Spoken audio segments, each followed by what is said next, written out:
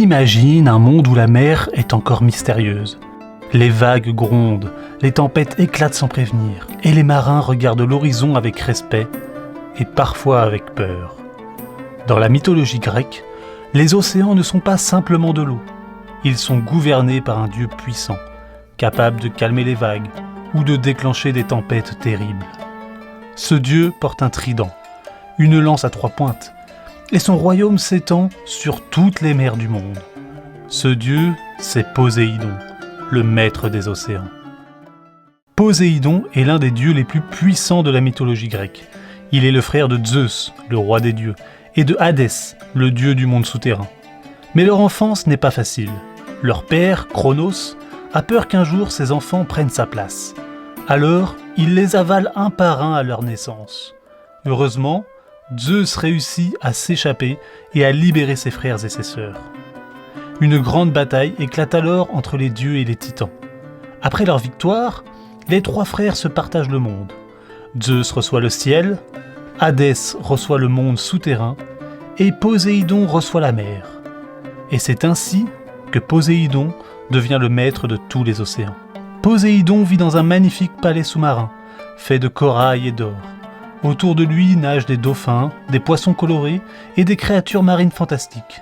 Il se déplace dans un char tiré par des chevaux marins, appelés hippocampes. Avec son trident magique, Poséidon peut calmer les tempêtes, faire surgir des vagues immenses ou provoquer des tremblements de terre.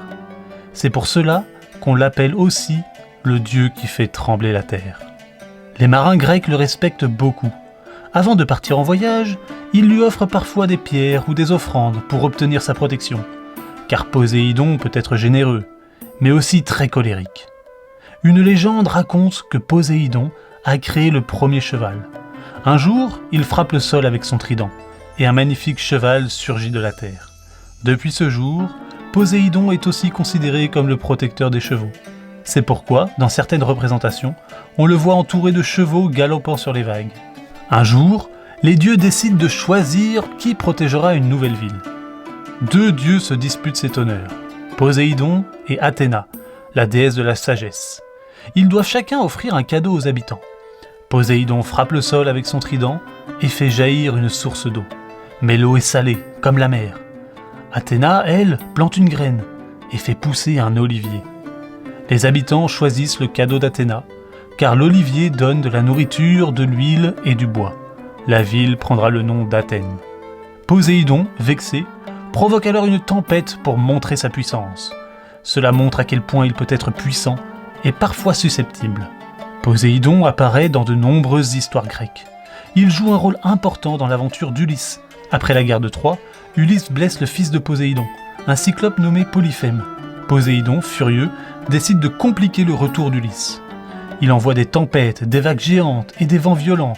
Le voyage d'Ulysse durera alors 10 longues années. Cela montre encore que Poséidon est un dieu puissant et qu'il vaut mieux ne pas le mettre en colère. Poséidon était respecté dans toute la Grèce antique. Les marins, les pêcheurs et les voyageurs priaient souvent le dieu des océans avant de partir en mer. Sa légende nous apprend que la nature peut être puissante et imprévisible. La force doit être utilisée avec sagesse et que même les dieux peuvent avoir des émotions, comme la colère ou la jalousie. Poséidon nous rappelle aussi que la mer peut être calme et magnifique, ou puissante et impressionnante. Aujourd'hui encore, lorsque les vagues frappent les rochers ou qu'une tempête éclate, on pourrait presque imaginer Poséidon levant son trident au fond des océans. Et quelque part, dans son palais sous-marin, le maître des océans veille toujours sur les mers du monde.